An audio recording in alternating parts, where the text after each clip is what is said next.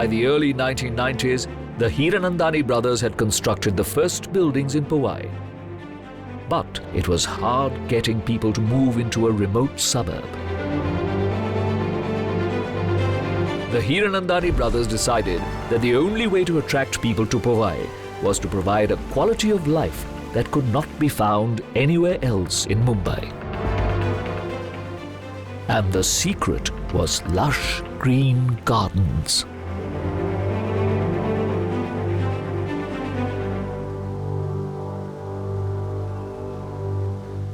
From day one, we took the name Gardens because we wanted it to be a community, a township within the gardens. The gardens would be the essence of the place. One of the key indicators of a good quality of life in a city is access to green, open spaces.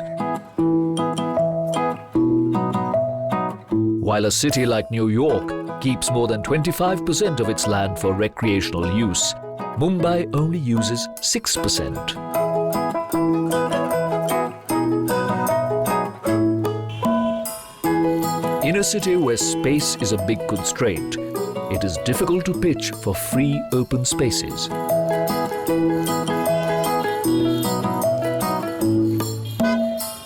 But the Hiranandanis made no compensation for their land use. Today, more than half of the township is covered with greenery that is open for recreational use. But taking a dry, arid patch of land in 1991 to lush greenery in the present was not easy. Surendra Hiranandani conducted extensive research into the local flora to fulfill this ambitious dream. So I found this rare book, The Flora of Raigad District, and Mumbai does belong to Raigad. This I got from Royal Botanical Society in Kolkata, this book, a collection of books written in the early 20th century, late 19th century, called The Flora of Bombay, which actually talks about all the indigenous species which were there. You could not rely on anybody, you had to do your own research. All plants in the Hiranandani gardens start their life in their very own nursery, right in the heart of the township. Here, more than 110 horticulturists work tirelessly to maintain the flora in the township. Over the years, they have planted more than 4 lakh saplings of more than 150 different species that cover an area bigger than 28 football fields. Here, at the nursery, research is conducted into new ways of integrating greenery into the urban environment. Like the Ficus repens creeper that attaches itself to walls and reduces the temperature of buildings by 1 degree, thus reducing electricity bills. Or roof gardens that bring greenery into unutilized spaces. The many promenades and gardens across the estate provide a desperately needed green lung to the integrated township. Yeah, I remember my own friends, close friends, whom I was trying to sell 1 or 2 apartments to. They said, "You've gone crazy." They said, "You're going to go bankrupt constructing Powai. And you forget the gardens. You won't be able to have a single inch of lawn that you will be able to afford at the end of the day.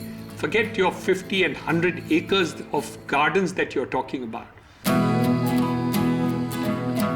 The hard work paid off as families began moving into Hiranandani gardens, attracted by the opportunity for a healthy lifestyle in a congested city.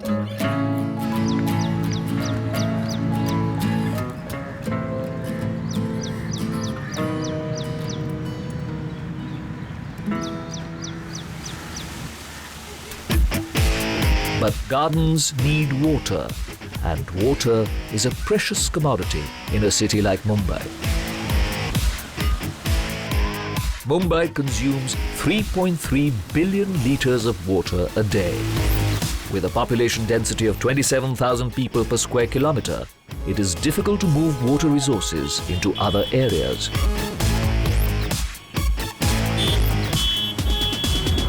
Mumbai generates 10 billion litres of wastewater, of which only 15% is treated and recycled.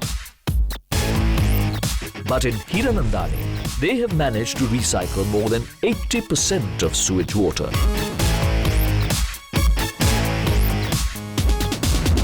In 1989, when it was not fashionable to talk about sewage treatment, all that came in the late 90s, we did 100% sewage recycling. What I wanted to do in the gardens was so huge, there was no way I would get enough water from the municipality. We treat sewage as a resource since 1989.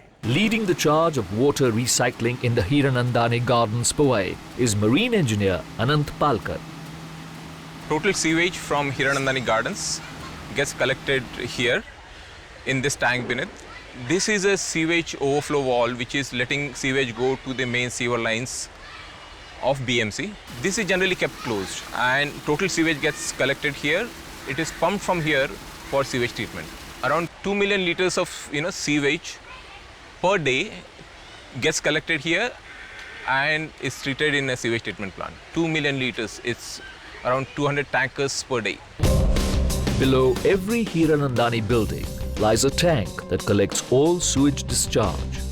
The discharge is then pumped into the sewage treatment plant, where more than 50% of the water is treated and sent back for use in flushing. The rest of the water is used for gardening purposes.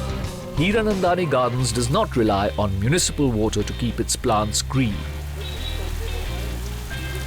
In Mumbai, most of the water going as sewage is treated in a centralized sewage treatment plant of BMCs and they are letting it go to sea. We are blocking the water. Whatever water is coming, sewage is coming, we're treating it and reusing it. During summers, not a single drop of water goes out to BMC mains. And in true Hiranandani style, the sewage treatment plant is camouflaged within a functioning park. I don't know a single project probably in Mumbai at least, in Maharashtra, where such a large project had its own sewage treatment plant. We were probably the first in the state of a project of this size. Making green spaces available in a city is beneficial not only to its human residents, but also to its fauna. Ashish Mantri is an avid photographer and birdwatcher who moved to Powai 15 years ago. Earlier, he travelled 50 kilometers to the nearest bird sanctuary. But today, he finds his treasures right here in Hiranandani Gardens.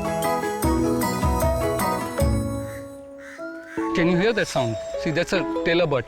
Tweet, tweet, tweet, tweet. That's a tailor bird. There's a sound which sometime back we were hearing of like somebody knocking on the metal. That was coppersmith barbet, which goes like pop, pop. So creating a metallic sound. So this sound which is that's normally a sound of a pentel flycatcher.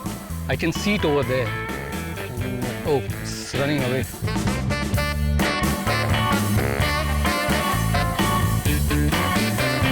This is magpie robin, pied color bird, and it sings very beautifully. Early morning you can hear its call once it comes into the breeding season. I think a perfect way to wake up.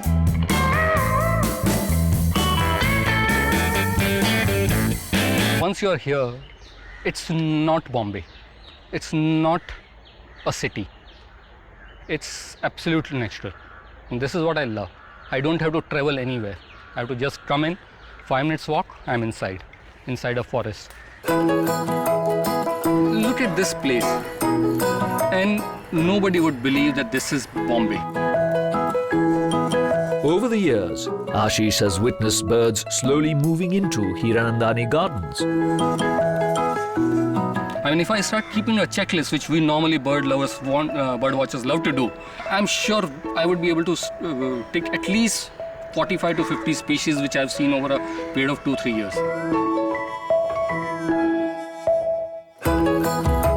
These birds are in a way a testament to the success of Hiranandani Gardens in transforming an abandoned piece of land into a micro-ecosystem. But to turn the estate into a true integrated township, Hiranandani Gardens needed to turn a residential complex into a community by investing in social infrastructure.